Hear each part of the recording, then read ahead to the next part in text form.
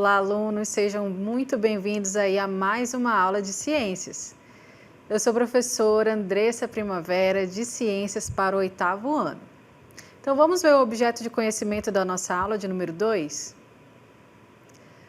A nossa aula de número 2, nós temos aí como objeto de conhecimento sistema, Sol, Terra e Lua. E no detalhamento, movimentos da Terra, dia e noite, estações do ano e suas mudanças, hemisférios e as zonas climáticas do planeta, fuso horário mundial, fuso horários brasileiros e o horário de verão. Então vamos à nossa aula.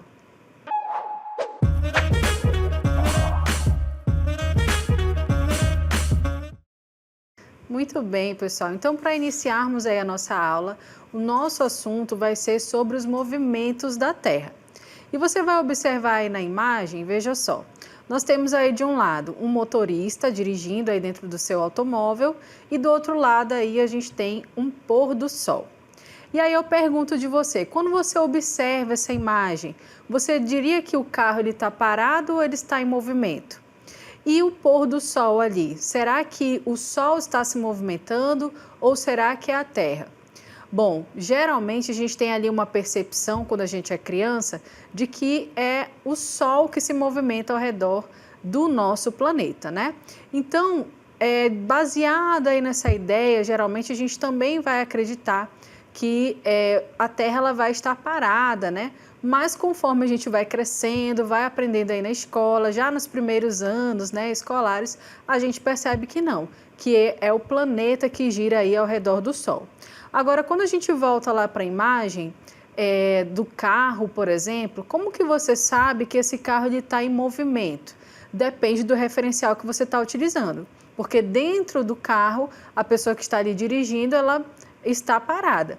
Mas quando a gente observa o lado externo, a gente vê que esse carro, na verdade, ele está em movimento. Então, usando aí esses conceitos, né, essas observações que a gente acabou de fazer, a gente vai ver aí, né, vai aprender um pouquinho sobre os movimentos da Terra.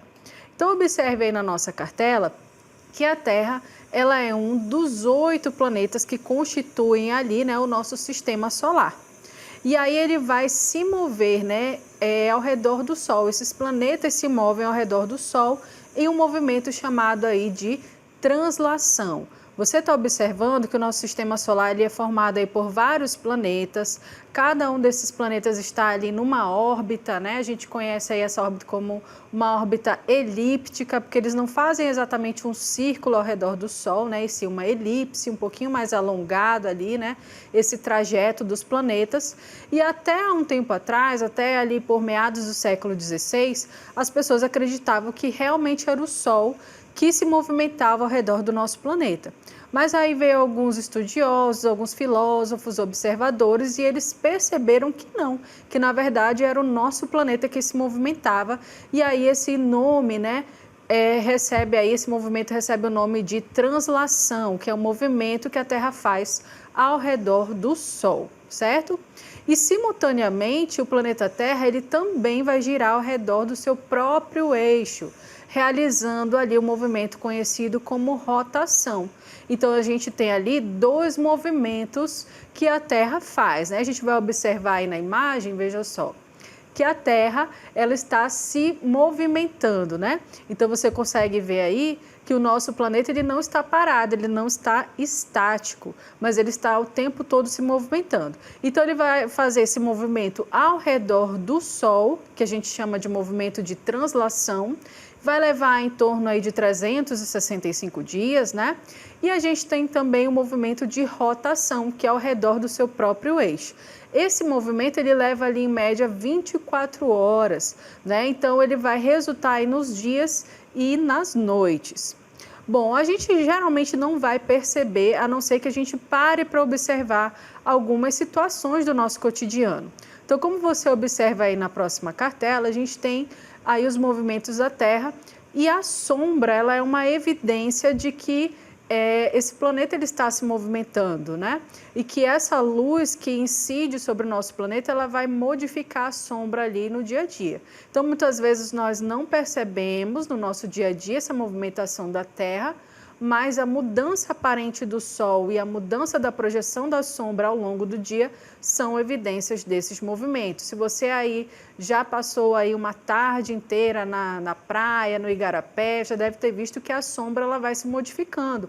Como a gente está vendo aí na imagem do guarda-sol, ela não vai permanecer parada. Então, essa é uma das evidências que se usa para mostrar que a Terra ela está em movimento.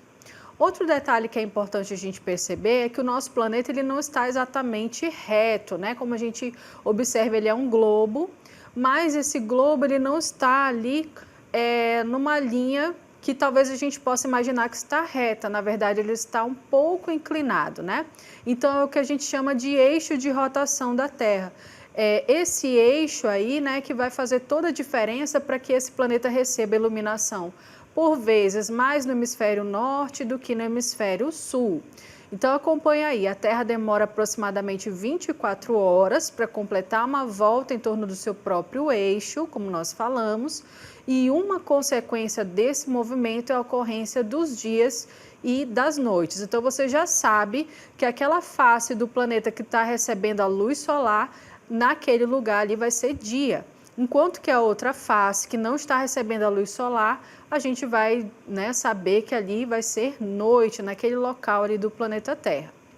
E mais adiante a gente vê que esse movimento ocorre no sentido anti-horário, ou seja, de oeste para leste, tá? Então, é importante a gente saber aí, né, que vai acontecer esse movimento de oeste para leste. Bom, esse eixo imaginário, conhecido como eixo de rotação, ele é inclinado aproximadamente 23,5 graus em relação à direção perpendicular do plano orbital terrestre. Então, traduzindo, gente, toda essa informação, né? O nosso planeta ele vai estar nessa inclinação aí de aproximadamente 23,5 graus em direção a essa luminosidade do Sol.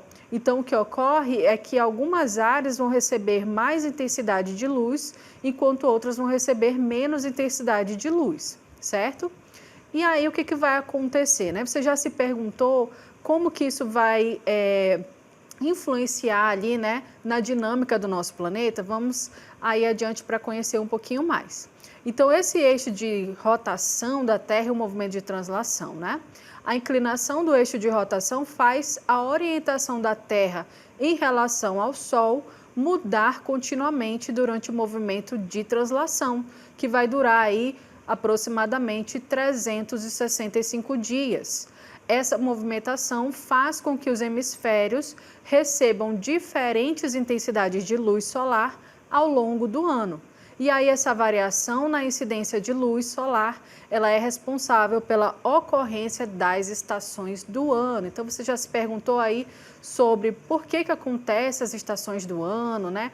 O que vai influenciar, por que elas acontecem, né?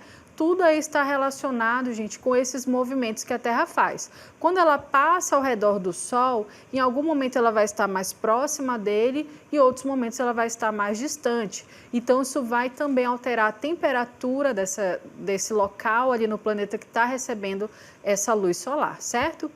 Bom, a gente vai ter uma outra consequência aí, que são as zonas climáticas do nosso planeta. Então, observe aí, as zonas climáticas são definidas pela incidência de luz solar e distribuição de calor sobre a superfície do planeta. A Terra se divide em zonas polares, temperadas e tropicais. Então, além de proporcionar as 4 estações, a gente vai ver aí também que essa incidência, né, essa diferença de incidência solar no nosso planeta, ela vai causar aí essas zonas climáticas, certo? Então, observem aí, olha, na nossa imagem, que nós temos ali, ó, a zona polar ou glacial ártica, que ela está ali acima do círculo polar ártico. Então, se você, né, bem lembra aí das aulas de geografia, o nosso planeta, ele tem ali uma circunferência, mas ele é achatado nos polos também, né? Então, você consegue observar melhor aí nessa imagem. Então, lá em cima a gente tem uma menor incidência de luz solar, assim como também aqui embaixo, olha, na zona polar glacial antártica, é onde vai ter menor incidência de luz solar. A gente vai ter também as zonas temperadas, que nós temos a zona temperada norte, que está ali localizada entre o círculo polar ártico e o Trópico de Câncer. E a gente tem a zona temperada sul, entre o Trópico de Capricórnio e o Círculo Polar Ártico, certo? E a gente tem também ali a zona tropical, que vai ali um pouquinho acima do Equador, no Trópico de Câncer até a linha do Equador, e ali no hemisfério sul a gente vai ter do Trópico de Capricórnio até a linha do Equador. Pessoal, lembrando que essas linhas, elas não existem na realidade, elas são imaginárias, né? São o que a gente chama de paralelos. Então, esses paralelos aí dividem muito bem essas zonas climáticas de acordo com a incidência de luz que elas recebem. Então, alguns lugares vão ser mais frios, outros mais quentes, né? E justamente nessa zona tropical, onde passa a linha do Equador, é mais quente ainda porque recebe mesmo a luz solar.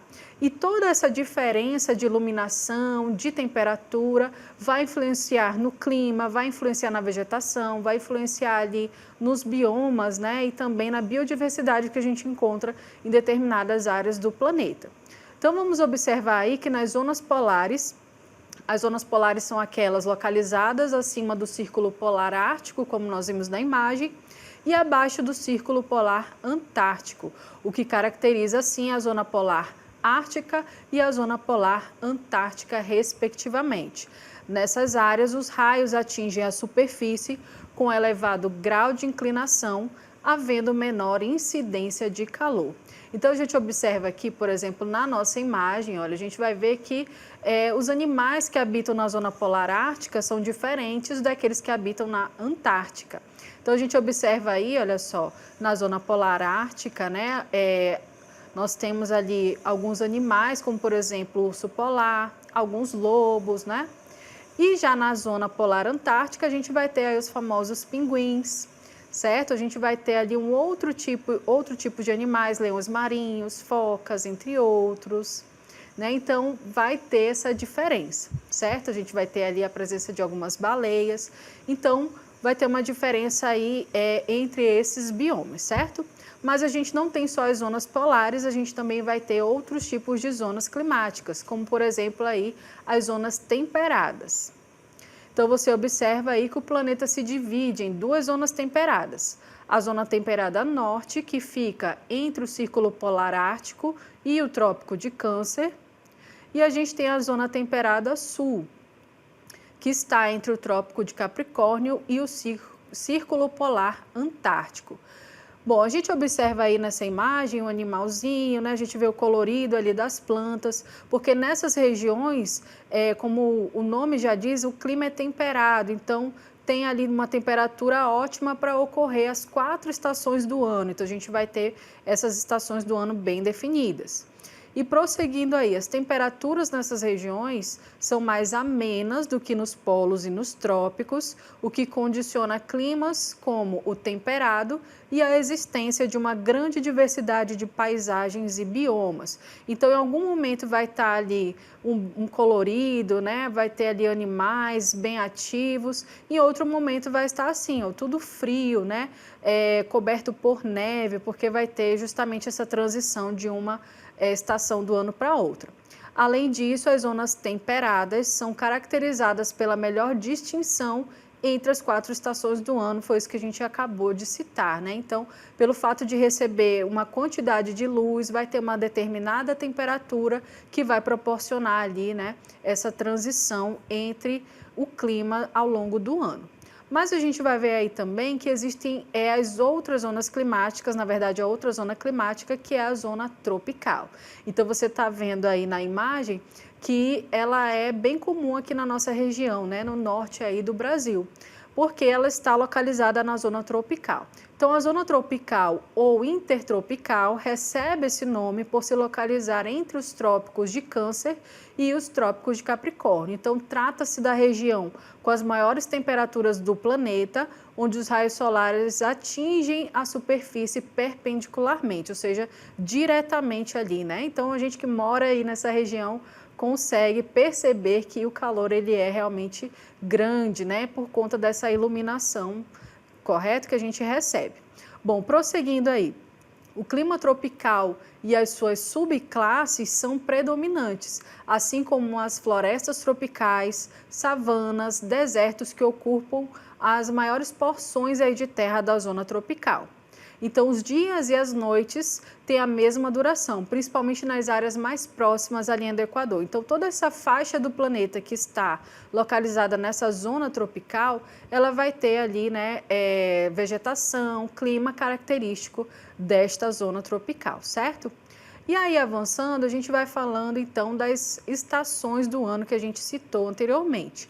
Então, será que quando, olha só, é verão no hemisfério sul, por exemplo, aqui no Brasil, lá no Rio de Janeiro, olha, uma paisagem de uma praia, será que quando é verão aqui no sul, é verão também no hemisfério norte?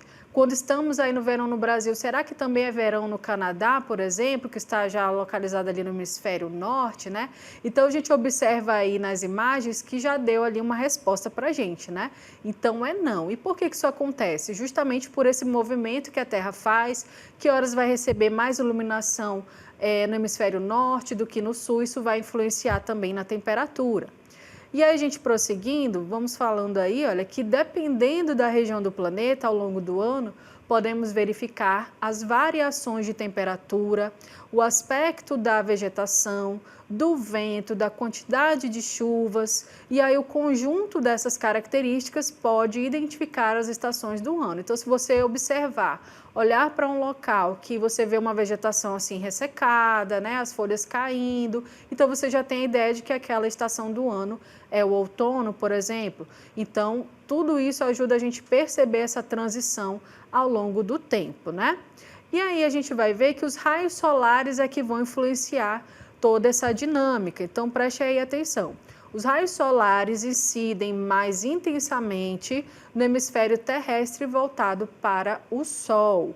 No hemisfério oposto, como a maior parte não está voltada em direção ao Sol, os raios solares incidem com menos intensidade. Então, você observa aí na imagem que a gente pode perceber que alguns hemisférios vão receber mais luz solar do que outro em determinado momento do ano, né? E aí, do outro lado, já trocou, aqui recebe mais incidência solar do que aqui. Então, a gente observa aqui, olha, o solstício de dezembro vai ser verão no hemisfério sul, enquanto no hemisfério sul, lá por meados de junho, vai ser inverno, certo? Então, se é verão aqui no hemisfério sul, logo no norte vai ser inverno, porque recebeu uma incidência menor de luz.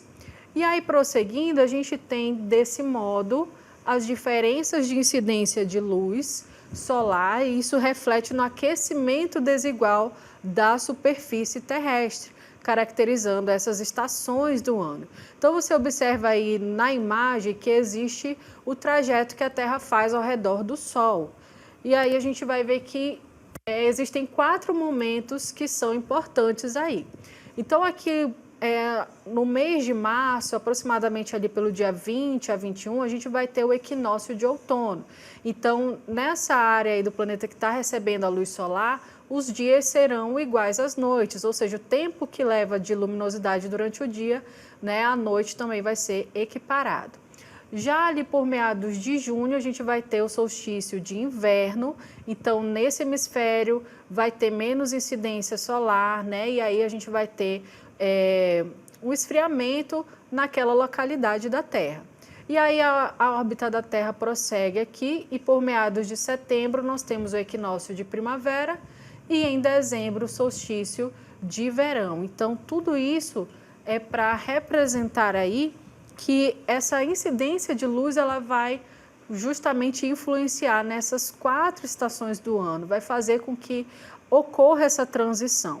Né? Mas isso é claro, dependendo da zona climática do planeta, porque a gente está vendo aí que algumas recebem mais luz mais intensamente do que outras. Então, a gente só vai conseguir perceber essa transição nos locais ali de clima temperado. E a gente vai falar das estações do ano aqui no nosso país, no Brasil. O Brasil ele é um país muito extenso, ultrapassando a linha do Equador ao norte e o Trópico de Câncer ao sul. Sendo assim, na região norte do país, as temperaturas anuais são mais altas, possibilitando apenas 2 estações, uma seca e uma chuvosa. Já nas regiões mais ao sul, são registradas temperaturas mais baixas e as diferenças entre as estações do ano são mais perceptíveis.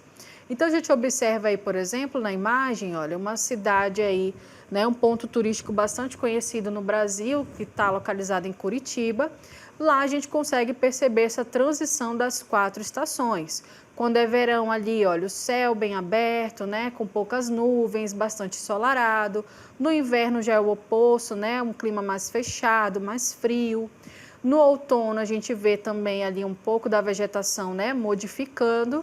E na primavera a gente observa aí a estação florida, né, com bastante atividade ali dos animais. Então a gente consegue perceber muito bem essa diferença entre as 4 estações, porque essa região do país está mais ao sul, então ela vai receber ali uma intensidade de luz solar que vai proporcionar, né, essa transição.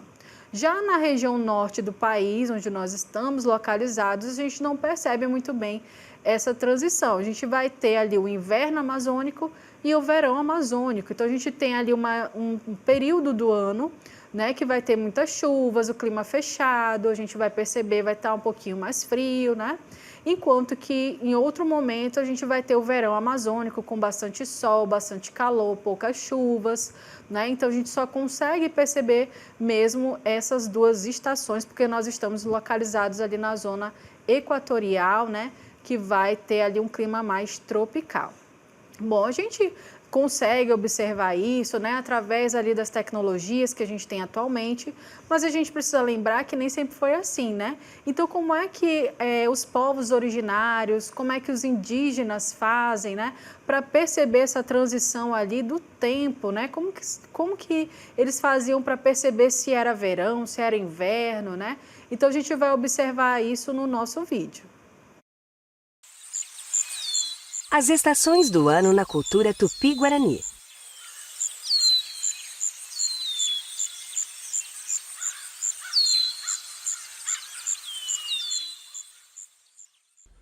O Cruzeiro do Sul é uma das constelações mais conhecidas das populações do Hemisfério Sul. O início de cada estação do ano é determinado pelos tupis-guaranis, considerando a posição da cruz ao anoitecer. No outono, ela fica deitada do lado esquerdo do sul, isto é, para leste. No inverno, fica em pé apontando para o sul.